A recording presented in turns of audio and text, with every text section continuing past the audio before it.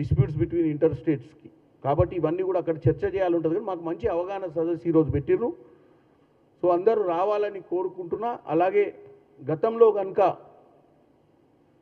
Budget కంటే ముందు పెట్టినటువంటి ఏదైతే మీటింగ్కి హాజరు కాకపోవడము, ఆ రోజు తెలంగాణలో ఆ రోజు పార్లమెంట్లో జరిగినటువంటి బడ్జెట్ సమావేశాలలో ఎన్నో ప్రశ్నలు వేసే విధంగా మనకు ఆ రోజు మెటీరియల్ ఇచ్చేయడానికి ఇక్కడ ఉన్నటువంటి ప్రిన్సిపల్ సెక్రటరీలు అందరూ కూడా అన్నీ తయారు చేసిన తర్వాత కూడా రాలేదు. ఈరోజు అలాంటి పరిస్థితి రావద్దు అని ముందు చూపుగానే ఈరోజు తెలంగాణ ప్రజలు మనం చూస్తున్నారని చెప్పడానికే ప్రయత్నం చేస్తున్నాం.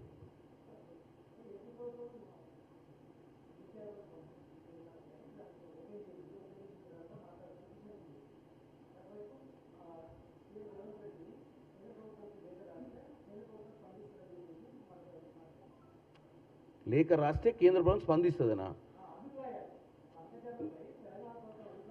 అదే నేను ఇప్పుడు అందుకనే ఈ ప్రెస్ మీట్లో 22 జనవరి 2025 ఫస్ట్ కమ్యూనికేషన్ గురించి మాట్లాడినా నేను. ఎందుకంటే కిషన్ రెడ్డి గారికి మీకు ఒక వీడియో కూడా చూపిస్తాను నేను. ఎందుకంటే కిషన్ రెడ్డి గారు ముఖ్యమంత్రి గారు ఇంటర్ఫియర్ అవుతుండా లేడా అనే విషయాన్ని నిన్న మాట్లాడటం అనేది తప్పు. ఎందుకంటే ఒక్క నిమిషం ఉండండి.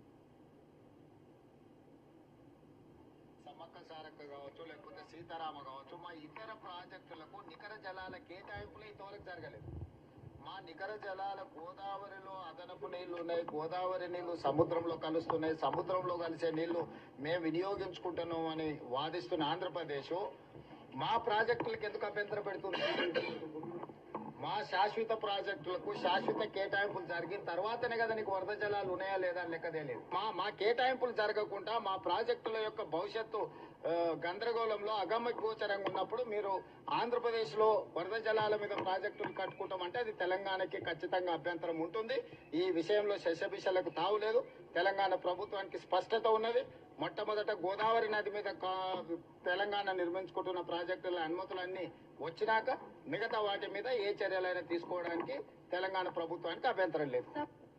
సో ఇప్పుడు మీకు క్లియర్గా నేను ఒక వీడియో రూపంలో, అది ఎక్కడ మాట్లాడినారు మా ముఖ్యమంత్రి గారు? ఢిల్లీలో. ఇక్కడ మినిస్ట్రీ బయట జలశక్తి మినిస్టర్ని కలిసి బయటికి వచ్చి మాట్లాడినటువంటి అంశం ఇది.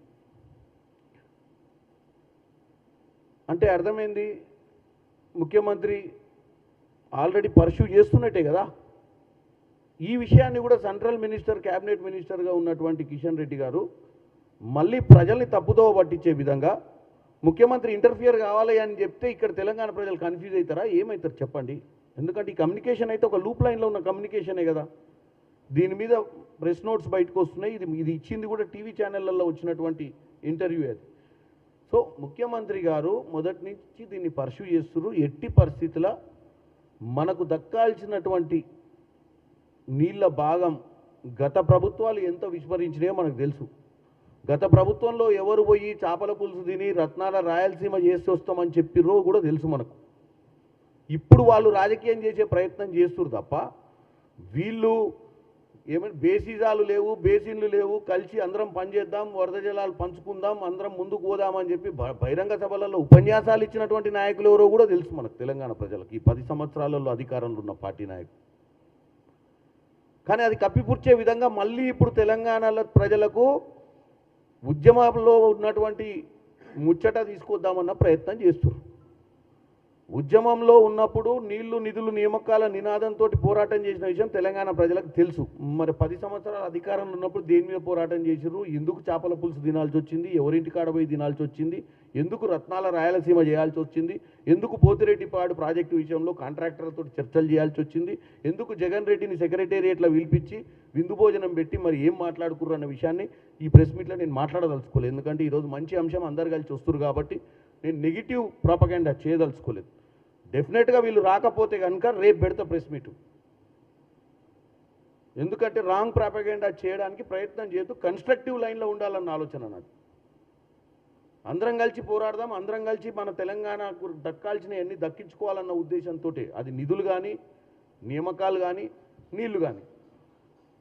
నిధుల విషయంలో గతంలో మీటింగ్ పెడితే రాలేదన్న బాధతోటే ఈరోజు ముందు ప్రెస్ మీట్ పెట్టాను. ఇదే నిధులు సెంట్రల్ నుంచి తెచ్చుకుందాం రాండయ్యా అని చెప్పి ప్రజాభవన్లో మీటింగ్ పెడితే రానందుకే కదా ఈ బాధ. సో ఇది సంగతి అండి. నమస్కారం.